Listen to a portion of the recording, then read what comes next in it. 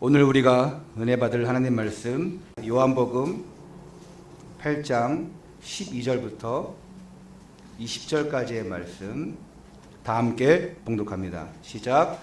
예수께서 또 말씀하여 이르시되 나는 세상의 빛이니 나를 따르는 자는 어둠에 다니지 아니하고 생명의 빛을 얻으리라. 바리새인들이 이르되 네가 너를 위하여 증언하니 내 증언은 참되지 아니하도다. 예수께서 대답하여 이르시되 내가 나를 위하여 증언하여도 내 증언이 참되니 나는 내가 어디서 오며 어디로 가는 것을 알거니와 너희는 내가 어디서 오며 어디로 가는 것을 알지 못하느니라. 너희는 육체를 따라 판단하나 나는 아무도 판단하지 아니하노라. 만일 내가 판단하여도 내 판단이 참되니 이는 내가 혼자 있는 것이 아니요 나를 보내신 이가 나와 함께 계심이라. 너희 율법에도 두 사람의 증언이 참되다 기록되었으니 내가 나를 위하여 증언하는 자가 되고 나를 보내신 아버지도 나를 위하여 증언하시느니라. 이에 그들이 묻되 네 아버지가 어디 있느냐? 예수께서 대답하되 너희는 나를 알지 못하고 내 아버지도 알지 못하는도다. 나를 알았더라면 내 아버지도 알았으리라. 이 말씀은 성전에서 가르치실 때에 헌금 앞에서 하셨으나 잡는 사람이 없으니 이는 그의 때가 아직 이르지 아니하였음이로라. 아멘. 우리 옆에 분들과 함께 이렇게 인사하시겠습니다. 성도님은 세상의 빛된 인생입니다.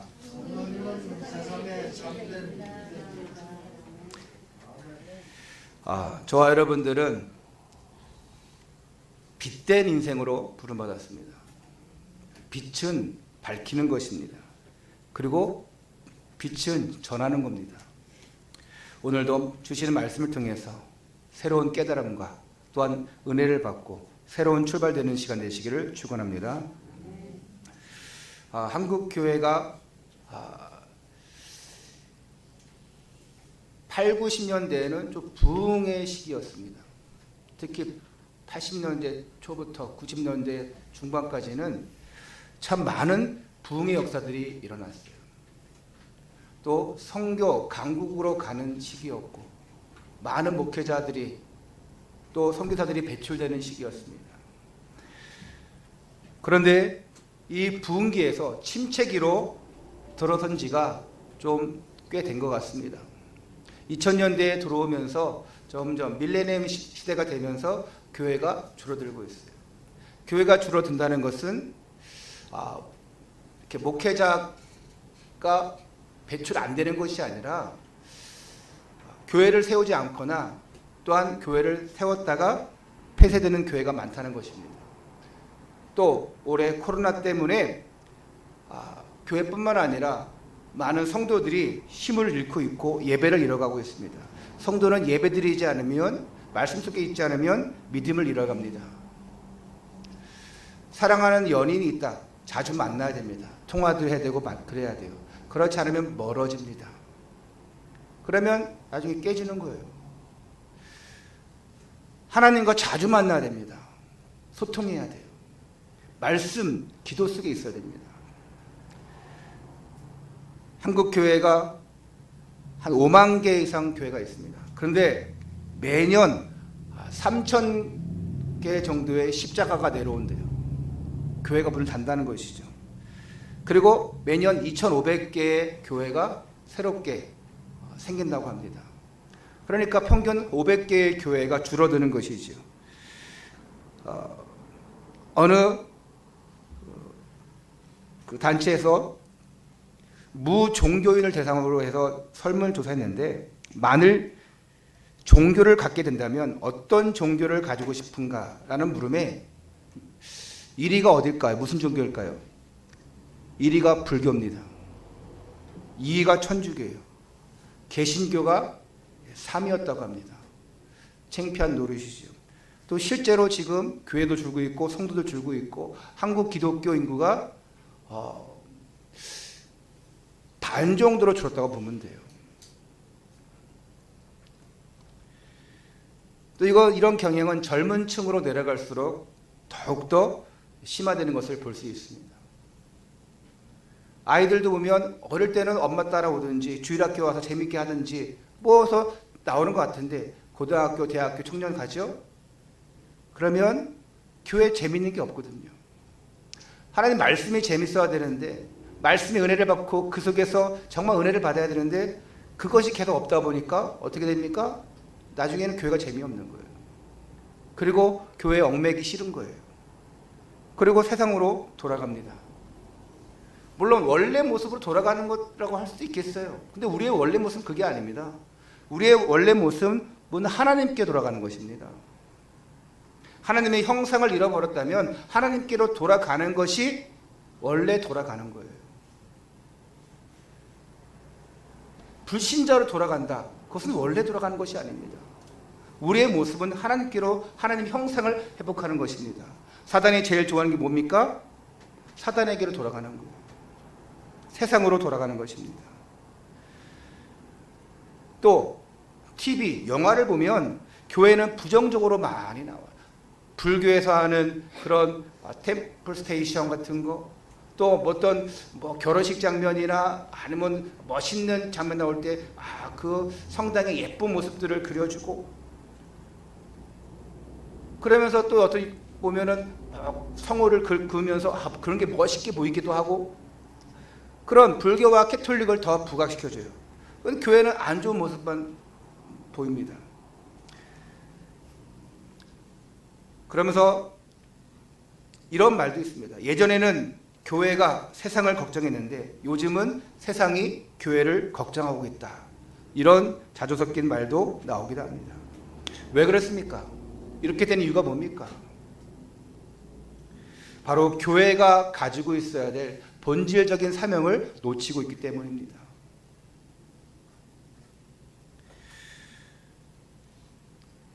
우리가 정말 하나님 앞에 섰을 때에 내가 행위로 하는 것이 아니라, 보여지기 위해서 하는 것이 아니라 하나님 앞에 섰을 때 모든 영광 하나님께, 이것이 되어지면 되는데, 영광은 나에게 돌리고 또 보여지는 것은 사람에게 보여지고 하다 보니까 나한테 영광도 하나 보여지도 않아. 그러면 상처를 받고 시험받고 오해받고, 그리고는 결국 교회를 떠나는 거예요. 사단이 제일 좋아하는 곳으로 갑니다. 예수님은 오늘 말씀을 통해서 내가 세상의 빛으로 왔다고 말씀하고 있습니다. 왜 세상의 빛입니까? 창세기 3장의 저주 사건으로 인해서 세상은 흑암으로 뒤덮였어요. 왜 노아 시대에 홍수를 일으키십니까? 싹 쓸어버리시는 거예요. 세상에 죄악이 관영했습니다. 그래서 쓸어버리시는 거예요. 그게 물이 아닙니다. 홍수가 온 것 같지만, 물로 씻겨 내린 것 같지만 하나님께서 직접 말씀으로 없애신 거예요. 정리하신 것입니다. 그렇게 노아가 외쳤는데도 불구하고 하나님께서 물로 심판할 것이다 했음에도 불구하고 사람들은 듣지 않습니다. 이 시대가 그렇습니다. 하나님 말씀이 선포되어져도 여러분들이 혹시 복음을 전한다면 그것을 들어도 사람들은 콧방귀 낍니다.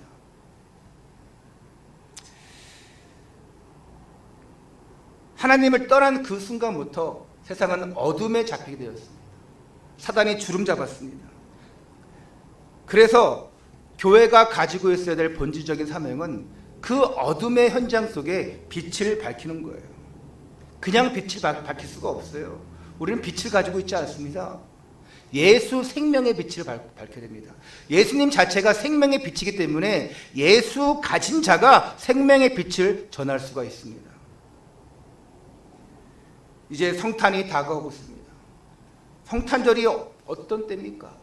인간의 모든 창세기 3장의 저주 문제를 해결하실 분이 육신의 옷을 입고 이 땅에 오셨습니다. 십자가를 지시기 위해서 이 땅에 오신 날입니다. 그래서 12월 달은 정리하는 달이기도 하지만 우리가 새롭게 결단하면서 예수 그리스도의 탄생을 준비하면서 새롭게 시작하기도 합니다. 코로나 때문에 우리가 24일 날 성탄 전야 행사를 하지 못하게 되었습니다. 이제 아동센터 불신자 부모들, 주일학교 부모들 우리 다 초청해가지고 또 복음도 선포하고 이래야 되는데 올해는 이제 아마 못. 그리고 지금 시대에 보니까 더 뭐 코로나가 심해졌다 이렇게 얘기하고 있어요. 그래서 25일 성탄 예배 때 우리 간단하게 랩런트들에게 이제 몇 가지 그 준비해서 축하 공연 이렇게 해라 이렇게 얘기했는데 좀 아쉬운 부분들이 많이 있죠. 하지만 의미가 중요합니다.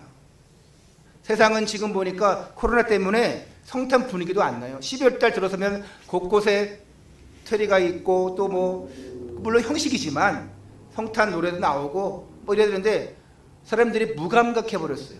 불신자들도 이제 크리스마스 다가오는구나, 연말이구나 하면서 그 분위기에 들떠야 되는데 전혀 별로 그런 것이 없어요. 그저께 어떤 식당을 갔어요. 단골 식당인데 손님이 아무도 없더라고요. 저 혼자 밥을 먹었어요. 그러더니 요즘 힘들대요. 그러면서 사람들이 별로 다니지가 않는데 교회는 어떠십니까? 이러는 거예요. 그분도 교회 다니시지만 이분은 교회를 못 나가고 있어요. 뭐 교회도 어렵죠. 하지만 정말 하나님을 예배하는 그런 제자들, 성도들이 있기 때문에 괜찮습니다. 그런 얘기를 했습니다.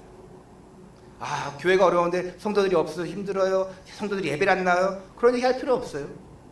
왜냐? 하나님은 숨겨놓은, 남겨진 사람들을 또 남을 자가 있기 때문에 괜찮은 거예요. 여러분들이 그런 응답의 축복을 누리시기를 축원합니다. 첫 번째입니다. 세상의 빛이신 예수. 12절 말씀 보니까 예수께서 또 말씀하여 이르시되 나는 세상의 빛이니 나를 따르는 자는 어둠에 다니지 아니하고 생명의 빛을 얻으리라. 지난주에 살펴본 말씀처럼 유대 지도자들은요 예수님의 등장으로 자신들의 그 영향력, 그 기득권이 없어지는 것에 대한 불만이 가득했어요. 그래서 어떻게든지 예수님을 책잡아서 무너뜨리려고 애를 썼습니다.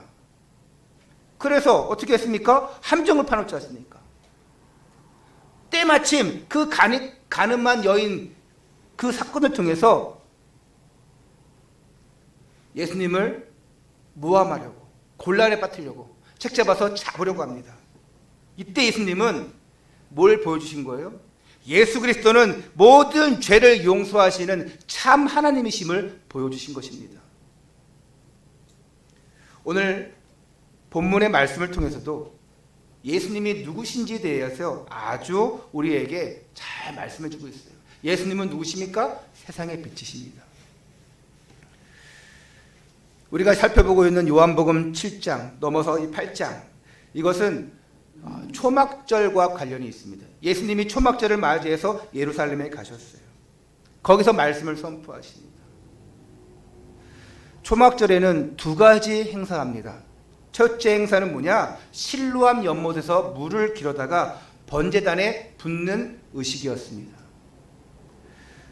이 의식을 행할 때에 누구든지 목마르거든 다 내게로 와서 마셔라. 나를 믿는 자는 성경이 이른 것 같이 그 배에서 생수의 강이 흘러나오리라. 사람들은 그 의식을 통해서, 그 행위를 통해서 만족을 얻고 뭔가 했다, 해결받았다 생각하고 있지만 예수님 자체는 내게로 와서 마셔라. 그러면 영원히 목마르지 않을 것이다. 너에게서 생수의 강도 흘러갈 것이다. 선포하고 계십니다. 영원히 목마르지 않는 길은 예수 그리스도밖에 없다. 이것을 기억하시기를 바랍니다. 또 하나의 관제의식은 뭐냐? 오늘 본문의 배경이 되는 등불을 밝히는 의식이에요.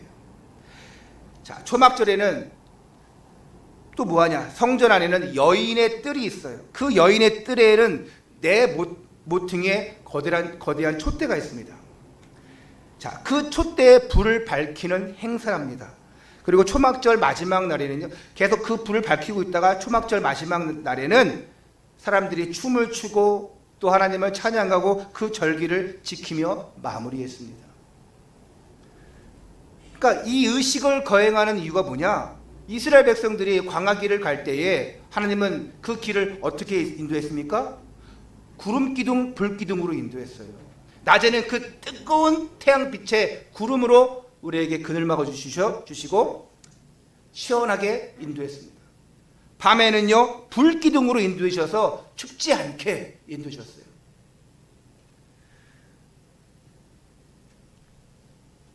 자, 예수님은요 오늘 지난주도 그랬고 오늘 또 어떻게 말씀하고 있습니까? 이들의 의식 행하는 것을 보면서 그 또한 등불 의식을 보면서 예수님은 이렇게 말씀을 했을 겁니다. 야, 너희가 행하는 그 촛불을 밝히는 그 행위는 일시적이고 행사가 끝나면 다 사라지는 빛이다. 나는 그렇지 않다. 그러면서 뭐라고 말씀하십니까? 나는 세상의 빛이다. 나를 따르는 자는 영원한 생명의 빛을 얻게 될 것이다. 이렇게 선포하고 계시는 것입니다. 영원히 목마르지 않는 예수님의 생수, 또한 영원히 꺼지지 않는 어둠을 밝히는 세상의 빛 대신 예수, 이것만 기억하면 우리는 넘어질 이유가 없습니다. 실패할 이유가 없습니다. 다시 사단의 것으로 돌아갈 필요가 없습니다. 얼마나 방황하는 사람들 많습니까? 나도 교회 다녀봤다고 하면서 나도 옛날에 교회 다녀봤는데 별거 없더라는 사람들이 얼마나 많습니까? 창세기 3장에서 발생한 그 아담과 하와의 그 범죄로 인해서 사람들은 저주 인생이 되었습니다. 죄 많은 인생이 되었습니다. 지옥 인생이 되었습니다. 이것을 가리켜서 영적 어둠에 사로잡힌 상태라고 합니다. 마귀에게 사로잡힌 상태가 그 어둠 속에 사로잡힌 상태, 흑암에 덮인 상태예요. 이사야서 60장 2절 말씀처럼 어둠이 땅을 덮고 캄캄함이 만민을 가리운 상태라고 말하고 있습니다. 얼마나 비참한 상태입니까? 사람들에게 너무 힘들 때가 언제입니까? 앞이 안 보일 때에, 막막할 때에, 미래가 안 보일 때에, 어떻게 살아야 될지 모를 때에, 그때 막막하지 않습니까? 그때에 사람들은 위기를 느끼고 극단적 선택을 하기도 합니다. 해결할 길이, 헤어나올 길이 없어요. 그러니까 아무것도 안 보이는 거예요. 희망이 없습니다. 여러분, 인간 스스로는요, 이 영적 흑암 덩어리에서 건져 나올 수가 없습니다. 빠져나올 수가 없어요. 너무 힘들 때는 누군가 도와줘야 됩니다. 누가 날 도와주지 않을까? 그런 기대감도 있잖아요. 그래서 예수님이 생명의 빛으로 이 땅에 오신 것입니다. 육신의 옷을 입고 이 땅에 오신 거예요. 나의 힘으로는 절대 빠져나올 수 없기 때문에, 그 영적 어둠 재앙의 문제를 해결할 수 없기 때문에 예수님이 도와주러 오신 것입니다. 근데 왜 그걸 발로 찹니까? 왜 손짓하면서 걷어찹니까? 그런 사람들이 많이 있어요. 예수께 오라 했는데도 불구하고, 돌아오라 했는데도 불구하고 나는 별로 관심 없어요. 나는 세상이 더 좋아요. 그러면서 세상 성공으로 가고 있는 것 같지만 거짓 성공이에요. 결국은 바벨탑 인생입니다. 결국은 무너질 인생이에요. 하나님 떠난 인생은요, 제가 자신 있게 말합니다, 망할 인생입니다. 빛 대신 예수님을 우리는 영접했습니다. 영접할 때에 영원한 생명을 얻게 되는 것입니다. 이 생명의 빛이 임하게 되면 우울감이 사라지는 거예요. 희망이 없던 그 영혼에 생기가 솟는 거예요. 늘 근심만 했던 사람에게 감사가 생기는 거예요. 오늘 여러분들이 모습을 통해서 정말 예수 그리스도의 빛이 전달되시기를 축원합니다. 1800년대에 있었던, 미국에서 있었던 일입니다. 자, 금광을 캐던 사람들이, 한 10명의 사람들이 금광을 막 캐고 있었어요. 그리고 마침내 그 금맥을 발견했어요. 야, 이제 됐구나. 시작하면 되는구나. 근데 이들은 너무 지친 상태였고, 이제 그 금광을 캐야 되는 모든 그 작업 도구도 달고 이제 보충해야 될 상태였어요. 그래서 이들은 마을로 내려가서, 자, 우리가 이제 금맥 발견했으니까 마을로 내려가서 작업 도구들을 가져오고 준비하자. 대신 이 10명의 사람들이 다 이렇게 했습니다. 절대 다른 사람에게 말하지 말자. 왜? 말하면 너도 다 올 거 아닙니까? 그래서 이들은 마을에 내려가서 물건도 사고 충분한 휴식을 취하고 마침내 그들이 있는 그 금강으로 돌아왔어요. 근데 어떻게 알고 동네 사람들이 다 마차를 타고 그 금강으로 먼저 간 사람들이 있고 쫓아오는 사람들이 있는 거예요. 아무도 말 안 했어요. 누가 말했냐? 아무도 말 안 했어요. 그런데 동네 사람들이 말하기를 당신들 얼굴에 이미 금맥을 찾았다고 얼굴에 씌어 있어요. 이들은 기쁜 거예요. 금맥 찾았으니까. 이제 우리는 힘고 다 끝났다. 얼굴에 씌어 있는 거예요. 무슨 얘기입니까? 여러분 근심 얼굴에 쓰여 있습니다. 여러분 기쁨 얼굴에 쓰여 있어요. 아무리 근심, 걱정, 감추려해도 드러나잖아요. 야, 기쁜 사람은요 아무리 감추려해도 그 기쁨의 빛이 새어나오고 있어요. 여러분 딱 보니까 한 2명은 지금 근심의 빛이 있어요. 나머지는 보니까 아주 그냥 기쁨의 빛이 있어요. 할렐루야. 이 2명은 지금 다 근심인가 봐. 아멘 안 하는 거 보니까. 여러분 근심이 있으면요 아무리 화장을 예쁘게 해도요 근심의 빛이 새어나게 돼 있어요. 화장 안 해도요 어떻게 됩니까? 우리 조한희 성도님처럼요 빛나게 돼 있어요. 할렐루야. 아우 송동구 성도님 보세요. 다 세례받고 나서 얼마나 빛이 더 빛납니까? 새어나오게 돼 있어요. 마찬가지로 여러분 생명의 빛 대신 예수 그리스도를 품고 있으면 그 성령 충만함이 흘러나오게 되어 있습니다. 누구든지 목마르거든 내게로 와서 마셔라. 그 생수의 강이 흘러나오리라 말씀했지 않습니까? 은혜 받고 있으면 나도 모르게 흘러나가게 돼 있어요. 은혜 못 받고 있어봐요. 그러면 다 질투입니다. 그러면 상처입니다. 그러면 사람들 흉보입니다. 품지 못하는 거예요. 살리는 복음생 되라고 하는데 절대 할 수가 없는 거예요. 그런데요 내가 다 가지고 있어요. 그리스도로 충만하고 있어요. 누구든지 다 와라. 다 주겠다. 바뀌는 겁니다. 여러분 주위의 모든 사람이 여러분을 보고 금세 눈치챌 정도로 예수 그리스도로 충만한 그 기쁨의 삶을 사시기를 축원합니다. 할렐루야. 두 번째입니다. 생명의 빛을 비추는 사명. 생명의 빛을 비추는 사명을 가지려면 생명의 빛 대신 예수 그리스도를 품고 있어야 돼요. 자 13절에서 15절 말씀 보니까 바리새인들이 이르되 내가 너를 위하여 증언하니. 바리새인들이 예수님께 말씀하는 거예요. 네 증언은 참되지 아니하도다.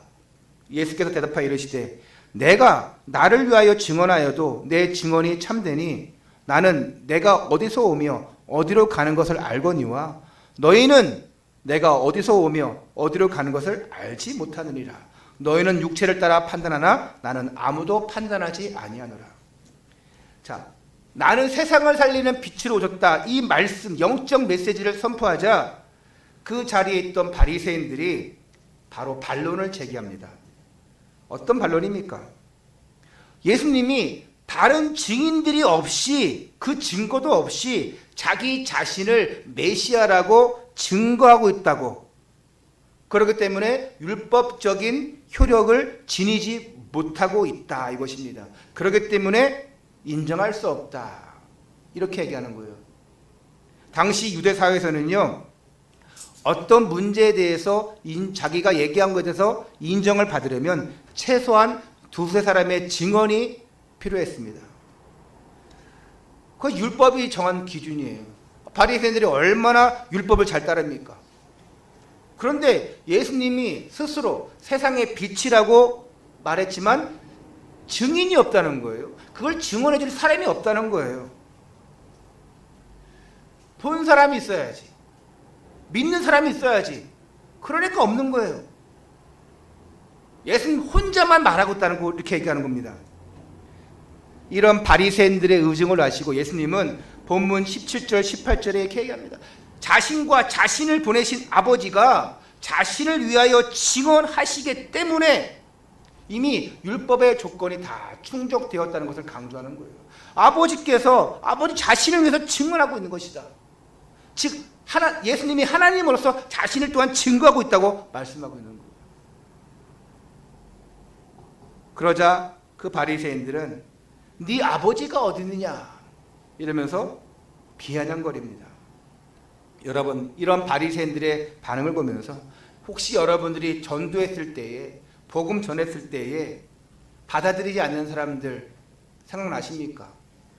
내가 구원의 길을 선포했는데, 내가 예수 믿어서 이렇게 바뀌었는데, 이렇게 좋았는데 얘기했더니 콧방귀 낀 사람들, 비아냥거린 사람들 있지 않았습니까? 물론 이것을 한 번도 얘기 안 했으면 그런 경험은 없겠죠.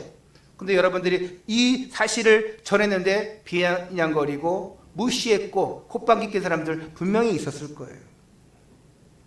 영적으로 무지하기 때문입니다. 저는 심지어 전도지 주는데 필요 없다고 집어 던지는 사람들, 예수가 밥 먹여주냐 하는 사람들, 할 일이 그렇게 없는 사람들, 없냐 하는 사람들, 심지어 제가 전도 캠프 갔는데 어떤 애기 엄마인데 애 없고 전도 나왔어. 저랑 팀이 되었어요. 진짜로. 지하상가들을 갔어요.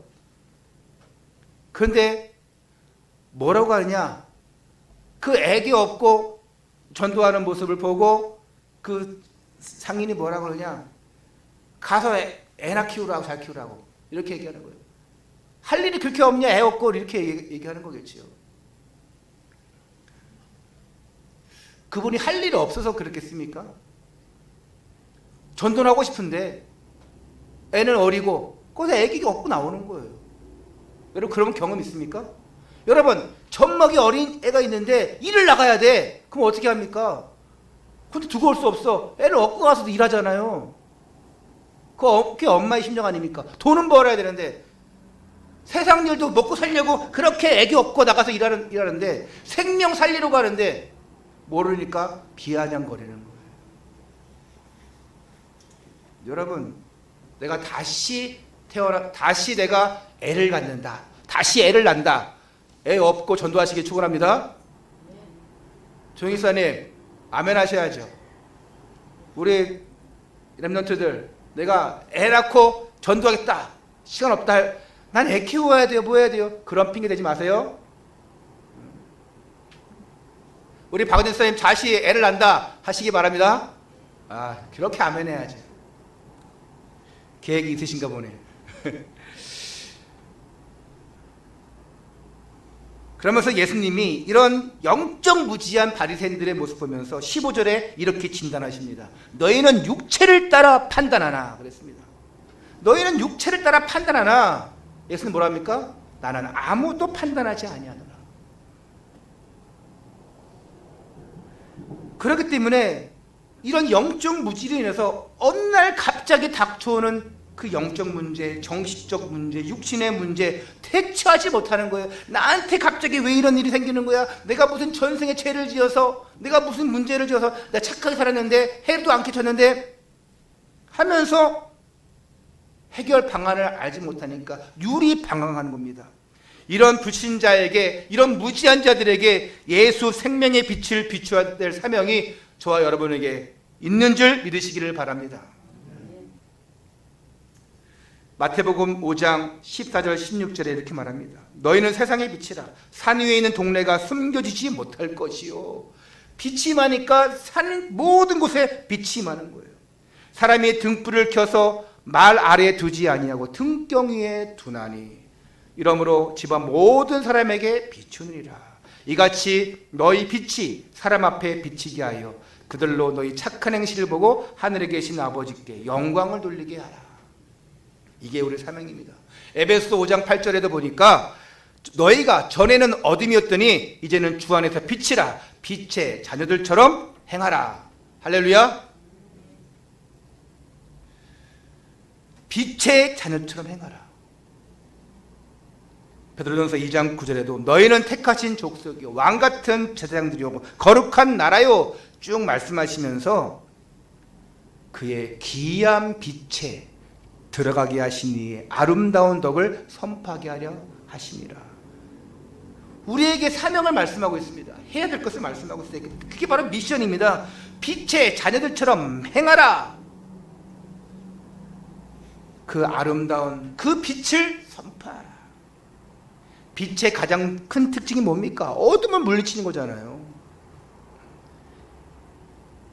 빛은 어두움이 땅을 덮고 있고 그 캄캄함이 만민을 가린 상태에 있는 그 현장을, 그 영적 지형을 바꾸는 거예요. 빛이 임할 때 산들이 다 보입니다. 바다가 다 보이는 거예요. 배에게는요 등대가 필수입니다. 아, 등대가 있으면 섬이 있구나, 조심해야 됩니다. 또한 항공기에는 낮게 비행했을 때 혹시나 물체에 걸려들지 않게 뭐가 있습니까? 높은 빌딩에는 또한 거기에 이제 빛이 있어요. 거기다가 램프를 밝혀 놓습니다. 깜빡깜빡하면서 충돌하지 않게. 그 빛이 그만큼 중요합니다. 나도 살리고 다른 사람도 살리는 거예요. 특히 이 빛을 바라는 삶을 살기 위해서는 무엇보다 중요한 것이 바로 예배에 성공하는 것입니다. 이를 더 구체화시키면 강단 말씀을 통해서 그 선포된 말씀을 붙잡고 인도받는 거예요. 어떻게 성령 인도받냐? 아, 성령 충만, 성령 인도 받게 해주세요. 말씀도 예배도 안 드리면서, 말씀도 안 들으면서, 붙잡지 못하면서 어떻게 성령 충만, 성령 인도 받겠습니까? 내가 예배 성공, 말씀 강단 성공하지 못한 상태에서 어떻게 뭔 기도 제목이 나오겠어요? 절대 못합니다. 한 주간의 삶이, 말씀과 함께하는 삶이, 기도하는 삶이 성령 충만한 삶입니다. 그래서 우리가 계속 예배 성공하라고, 말씀 성공하라고, 계속 주중에서 말씀 듣고 또 함께 포럼 나누고 하라는 거예요. 시편 119편 105절에 주의 말씀은 내 발의 등이요 내 길의 빛이니이다. 강단 말씀을 통해서 나가면 여러분의 빛이 되어집니다. 여러분을 다 인도해 주셔요. 강단 말씀을 통해서 성령 인도를 받고 또한 여러분들이 가정, 성도 다 원네스를 이뤄서 영적 변화시키는, 어두움을 빛으로 바꾸는 그런 주역 되시기를 축원합니다. 결론입니다.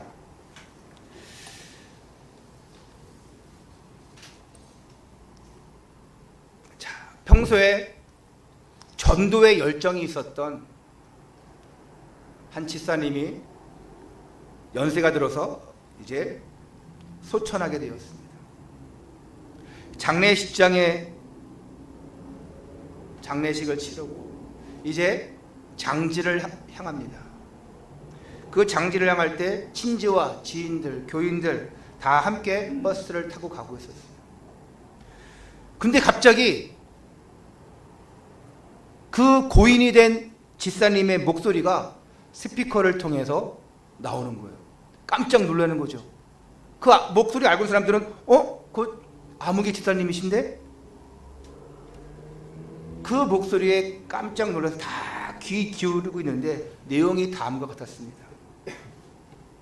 여러분 안녕하십니까? 제 장례식에 오신 것을 환영합니다. 사람은 이렇게 한 번씩은 다 죽게 되어 있지요. 저도 죽음을 맞이하면서 후회되는 일, 아쉬운 일도 많았습니다. 하지만 모든 일들을 되돌아보니까 다 헛된 것이었습니다. 인생의 제일 중요한 것은 예수 그리스도를 믿고 증거하는 것입니다. 저는 지금 예수 믿고 천국으로 갑니다. 여러분도 부디 예수님 믿고 천국에서 모두 만나게 되시기를 바랍니다. 그럼 나중에 꼭 천국에서 봅시다. 하하하 하고 이렇게 그 목소리가 나온 거예요. 이분은 살아서도 전도, 죽어서도 전도. 이제 유언했겠죠, 가족들에게. 나중에 장례식담이 이렇게 되면은 이거를 다 목소리를 들려주라 했겠죠. 죽어서까지도 전도하고 싶은 이분의 가슴을, 이 중심을 하나님께서는 귀하게 여기셨을 것입니다. 우리가 그렇잖아요. 내가 죽어도 교회에 와서 죽겠다 하는 분들. 심지어 어떤 분들은 그 권사님 교회에서 돌아가셨는데 그 가족들 다 예수 믿는 가족들이 어떻게 합니까? 너무 기쁘다고, 예배 드리다가 돌아가셨다고. 만약에 그 안에 불신자들 투성이 어떻게 되겠습니까? 교회에다 소송 걸 거야 아마. 어떻게 관리했는데 교회에서 돌아가셨어? 교회 책임져 하라고 하고 죽을 데가 없어서 교회에서 죽냐고. 이럴 거예요. 그래서 가정복음화가 중요한 거예요. 여러분, 연세 드신 분들 천국 가실 때 다 예배드리다가 하나님 전하다가 하나님을 하다가 가시기를 축원합니다. 우리 김 목사님 아멘하셨어요? 아멘, 할렐루야. 이 영향력이 후대까지도 가는 거예요. 뭐 겁난다고 그냥 맨날 피하고 이리 피하고 저리 피하고 그냥 이 핑계 저 핑계, 허리 아파요, 다리 아파요, 뭐 아파요. 살아도 죽어도 오직 하나님께 영광. 예배드리다가 복음 전하다가 가시기를 축원합니다. 이미 우리는 죽음의 문제와도 걱정할 것이 없어요. 이분은 이미 죽음 올 것 다 알고 미리 다 녹음해놔요. 나는 죽어도 괜찮다. 오히려 이걸 통해서 복음을 전할 수 있는, 전도할 수 있는 기회가 됐으면 좋겠다. 다 지금부터 준비하시길 바랍니다. 누구를 만나든지 예수 생명, 예수 능력, 예수 축복을 말하는 것이 우리의 사명입니다. 마태복음 6장 33절. 너희는 먼저 그의 나라와 그의 의를 구하라 말씀하고 있어요. 이 비밀 속에 다 있습니다. 모든 축복이 다 있어요. 먼저 그의 나라와 그의 의를 구하라. 하나님 나라와 하나님의 의를 구하라. 하나님 말씀을 보고 하나님 말씀의 은혜 가운데 거하고 하나님의 뜻을 행하라. 이렇게 하고 있으면 예수 생명, 예수 능력, 예수 축복이 올 수밖에 없습니다. 이거 안 하면서 나는 이렇게 안 됩니까? 나는 이렇게 힘듭니까? 예수 능력 축복 붙잡지 못하면서 나는 왜 되는 것이 없습니까? 이러면서 세상 사람들이 하는 기준에 다 따라가는 거예요. 예수 기준, 복음 기준이 아니라 세상 기준이에요. 그러면서 예배 중심도 아니고 하나님 중심도 아니고 나 중심이에요. 그래서 어떻게 합니까? 내 거 먼저 챙기는 거예요. 내 우선, 내 삶 우선, 내 성공 우선. 말짝도 오르는 겁니다. 여러분, 정말 예수 능력, 예수 축복 가지고 이것을 내가 정말 누리고 있으면 말할 수밖에 없어요. 여러분 모습에서 나타날 수밖에 없습니다. 그러면요, 이게 정말 세상에 빛된 모습이에요. 말하지 않아도 알아요. 그런 뭐 CM송이 있더라고요. 말하지 않아도 알아요. 맞나요? 그거 무슨 선전이에요? 갑자기 생각나는데. 예? 뭐라는 거예요? 그런 이제 선전이 있어요. 말하지 않아도 알아요. 여러분, 말하지 않아도 여러분 모습 보고 압니다. 너 근데 말도 했어. 야, 역시나. 오늘 세상에 빛된 인생으로, 정말 복음 전하는 인생으로, 그냥 내가 가지고 있는 거 있으면 있는 거 누리고 있으면 말하지 않아도 나타나게 되어 있고, 또 말할 수 없을 정도로 기쁘기 때문에 자연적으로 선포하게 되어 있어요. 이러한 전도, 이러한 선교 미션을 수행하는 정말 남 부럽지 않은, 또 사람들이 부러워할 만큼의 그런 생명의 빛 대신 그리스도를 전하는 그런 참된 세상의 빛된 성도가, 전도자가 되시기를 주 예수 그리스도 이름으로 축원합니다. 기도하겠습니다. 하나님께 감사를 드립니다.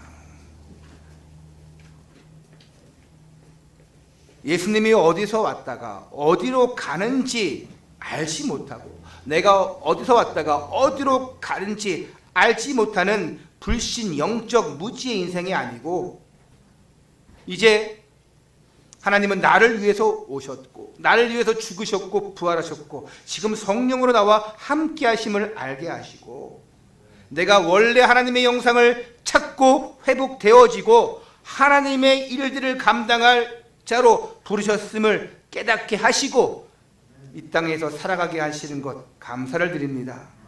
이제 이 이유를 알고 세상에 빛 대신 예수 그리스도를 증언하는 삶, 또한 예배 성공, 말씀 성취의 축복을 누리고 많은 사람들을 주께 돌아오게 하는 그 별과 같이 빛나는 전도자의 삶을 살 수 있도록 축복하여 주옵소서.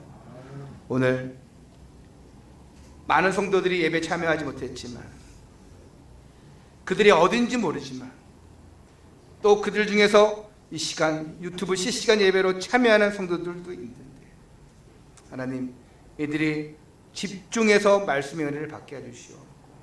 하루속히 함께 예배에 참여하여서 우리가 원넷으로 영광 돌리는 날이 오게 하여 주옵소서. 오늘 예배드리는 모든 성도들에게 참된 기쁨과 감사와 예수 생명만이 나타나게 하여 주옵소서. 주 예수 그리스도 이름으로 감사하며 기도하옵나이다.